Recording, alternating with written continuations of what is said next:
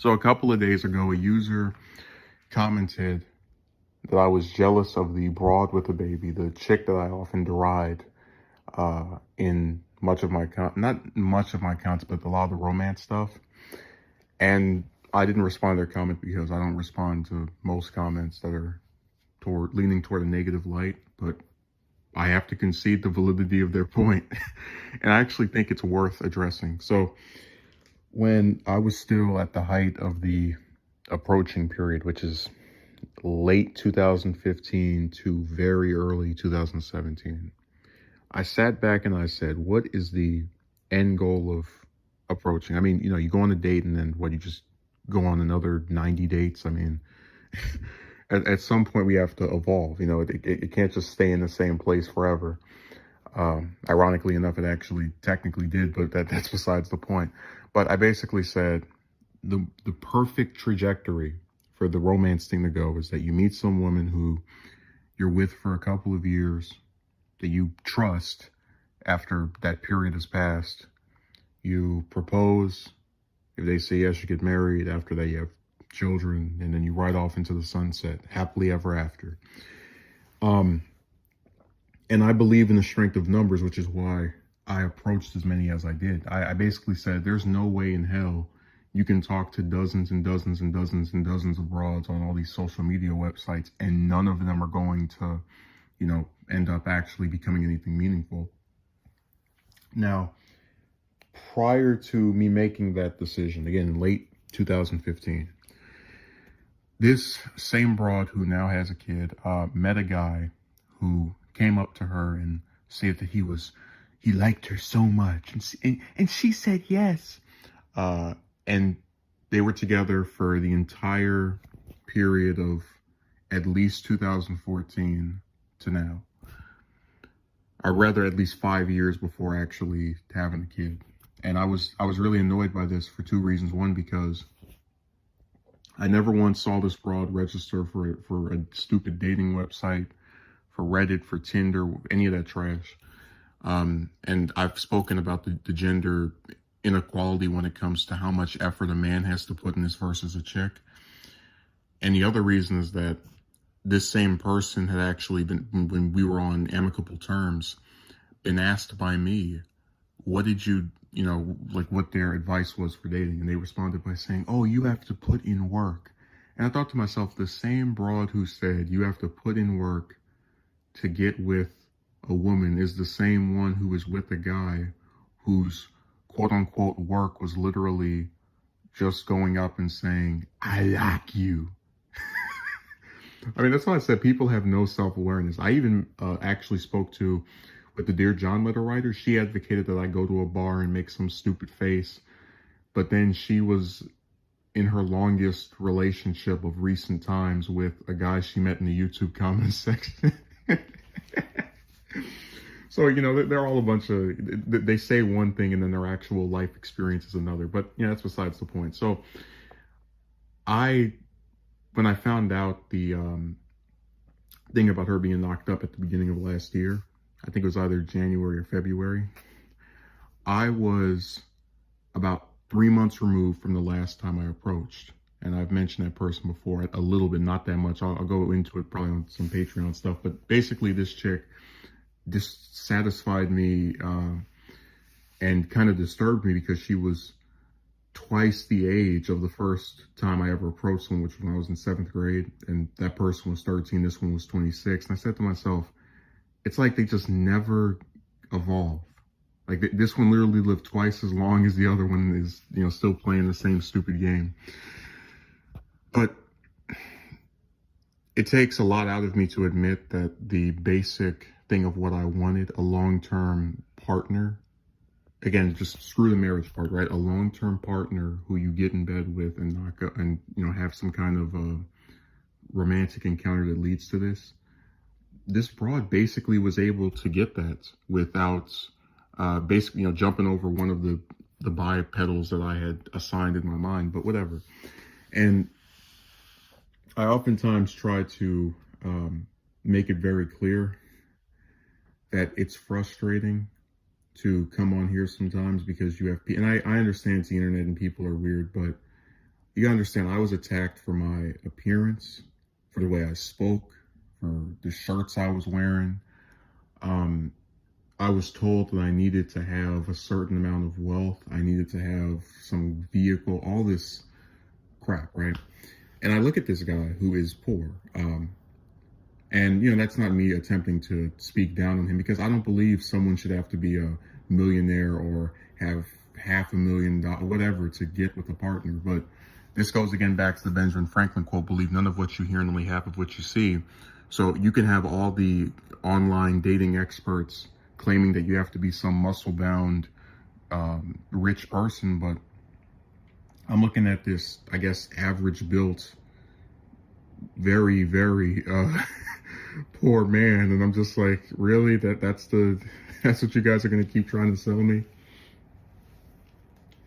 And it's a lot of the dating advice stuff really in the face of this reality, because you understand, the kid thing is the most tangible proof that this broad was able to get much further than me, with no effort. See, I don't usually like to put things off ever, but I recognized, even as, and I don't try to purport myself as being some very mature person, but I knew even when I was still in high school that to reasonably have a kid, to give it a circumstance that is ideal, it's going to take preparation, sacrifices, and pretty much a mixture of those two things, along with a partner who is willing to have that same commitment. This is why I very considerably stopped buying a whole bunch of new stuff, because I just didn't need it. And I said, this can be used for, if I'm serious about doing this, the kid at some point. And I really hope I don't have to explain to people what the appeal of a child is. I think when they're in a circumstance with two parents that give a damn, you can have something really, a terrific person come out of that. And in the case of this broad and this guy, you had two people who decided not to wear a condom the 9 billionth time they screwed. And then, this accident comes about and people act as if this is a good thing. I mean, I described her before as someone who had basically burned bridges with a number of people that we both know, because she was running her mouth and, saying a lot of nasty things that were not true about various people. And I believe in forgiveness, but I also believe in accountability. And the road to redemption for her wasn't to go around and say, you know what, I'm very sorry I said this. I was in a very bad place. I'm going to try to make up for it. I don't want to lose you. Nothing. Her road to redemption was to open up her legs, perform a bodily function that billions of other chicks have done. And then everyone is mesmerized by this person that she brings around to. Oh, it's so cute. Understand what I'm saying? You have a broad who made people mad, and then she makes a baby, and everybody's so glad to see the baby that they pretend that all of what she did in the past has now been erased, vindicated, completely done away with.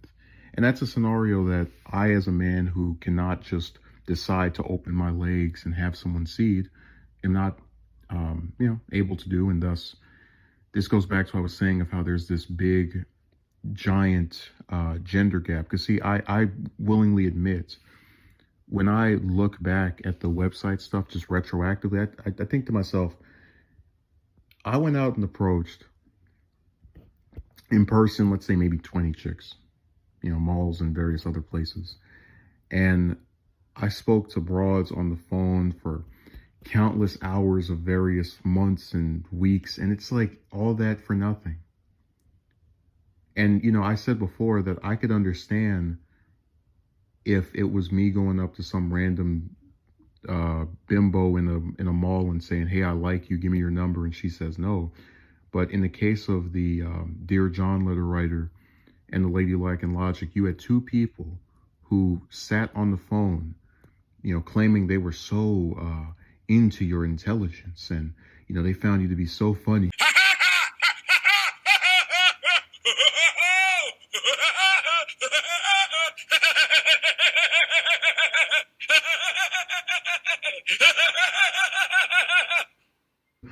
Doing that the entire time you're speaking to them.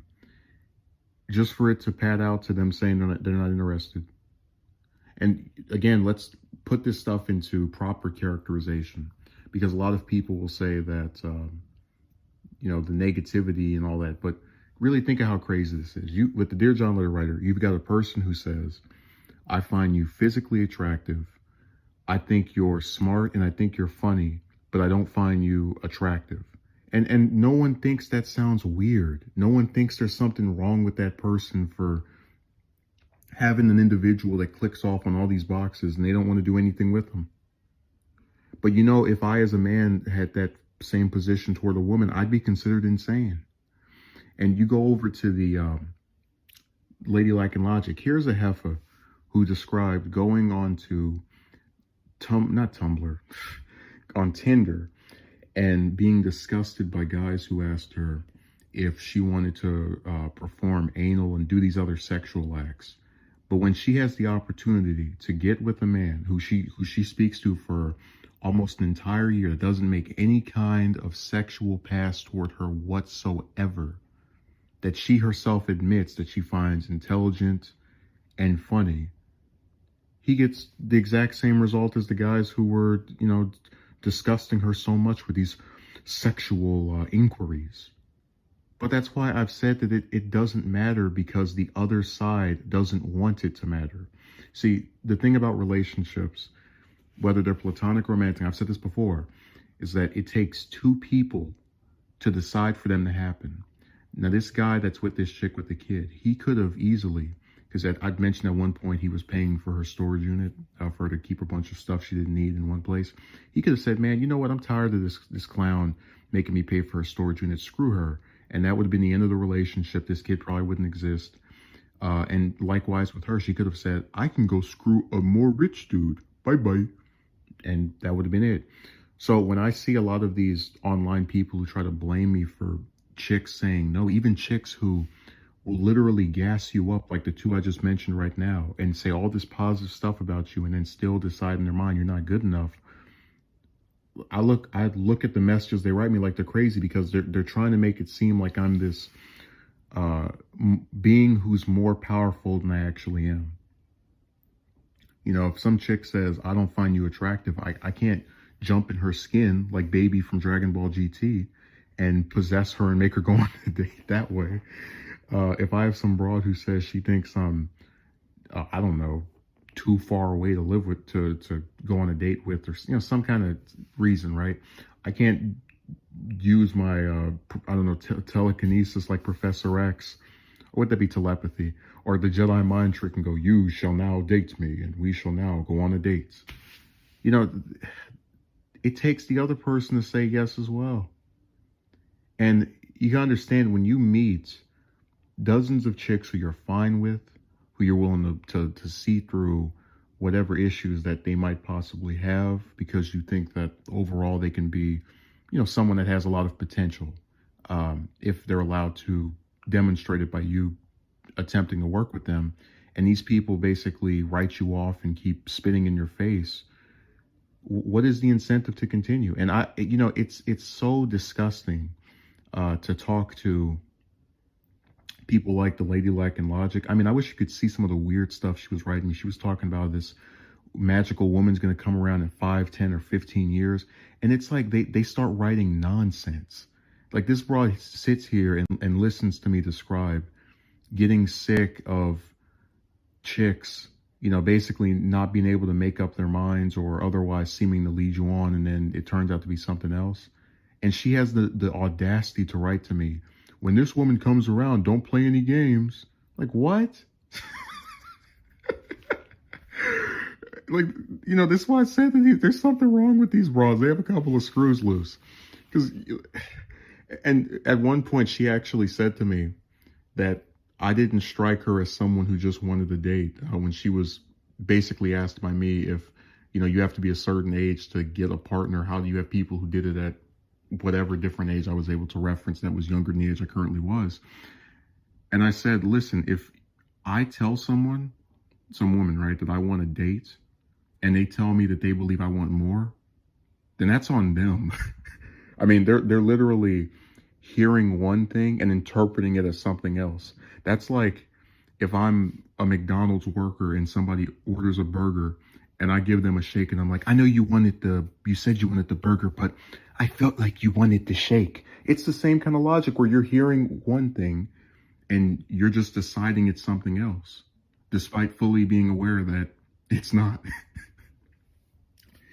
But yeah, with the kid thing, really, it's probably the most lasting thing you can get from a relationship. And if you have one with a partner that you actually like, with someone that you enjoy the presence of, that you're committed to wanting to see probably forever if you have someone together, it's a great thing. And to watch a broad who, you know, we all know she's not saving for this kid to go to college. We all know she's not saving for this kid to, do much of anything. It's literally just a play-by-play, day-by-day kind of thing, because these people have no foresight. That's why this kid exists, because putting on rubber apparently was more costly and difficult than the 18-year sentence that they're going to have by taking care of another person, or the person that stemmed from them not having protection. A lot of people will say I'm mean for speaking about someone this way, but I'm taking it very seriously. Having a child is no joke. And, a lot of people who do it in ways that are screwed up, like this way where you just open your legs and it happens, they're full of crap, because anyone can buy a condom. Hell, I even heard you can get them for free. The point is, it's very easy due to all the forms of birth control to control when this happens. But look, I'll even fully admit that in making that comment, a lot of it is still attached back to the fact that, yeah, I'm jealous over this person being able to reproduce and meet someone who felt that they were good enough to stay with year after year, basically by doing nothing except having a set of melons and a taco. Like, I've never seen, and listen, this just goes back to what I was saying. When I had people who were telling me about the 500,000 or be a million, all that stuff about money, right? Why should I have to have any of that to get with a chick who doesn't have a pot to piss in? Because a lot of times people will tell you that you're going for chicks that are out of your league. And really think of how crazy this is. I could have a Lamborghini, I could live in a mansion, I could have some large amount of wealth. And because they think the face of some broad that lives in a box is prettier than me, she's somehow above my league. Really just think of how insane that sounds. And think of how crazy this is. You listen to a guy talk about 7-8 years of just approaching chicks, getting no result, and then you go up and say, give it 5, 10, or 15 years. We just saw last week a 13-year-old die in a plane crash, and you have the nerve to try to gas someone up to think that they're entitled to living for, some extended period. And you understand that doesn't go with my personality, because when I want something done, I go out and do it. I don't sit down and talk about 10 years. And this perfect woman that these people talk about doesn't exist. Let's play devil's advocate. Let's say that I meet some chick that reciprocates in a year or two. There is no way in hell a man should have to talk to a militia's worth of bimbos to meet one broad who wants to go on a date. I mean, there just isn't. But who didn't have to speak to 50, 60, 70, 80 people of the same gender to get on a date? That broad with the baby. And she didn't have to do that, not because she's some catch that was able to have people attracted to her because of her personality or her intelligence or, what grand ambition that she had or some kind of talent or hobby or thing she acquired. No, a guy thought she had a pretty face, asked her on a date, and then they screwed for a couple of years until she got knocked up. That's the love story that resulted in this clown being able to do something that I meticulously planned out with different chicks and wasn't able to have happen. Which again didn't occur not because I'm the most deformed looking man that ever existed, but because chicks are very, very, very, very, very picky when compared to men. So I am childless because chicks are brainless. And it's a very sad thing to see the people who are able to reproduce, not because of their intelligence, not because of their personality, not because of some skill they acquired, but simply because they have a vagina.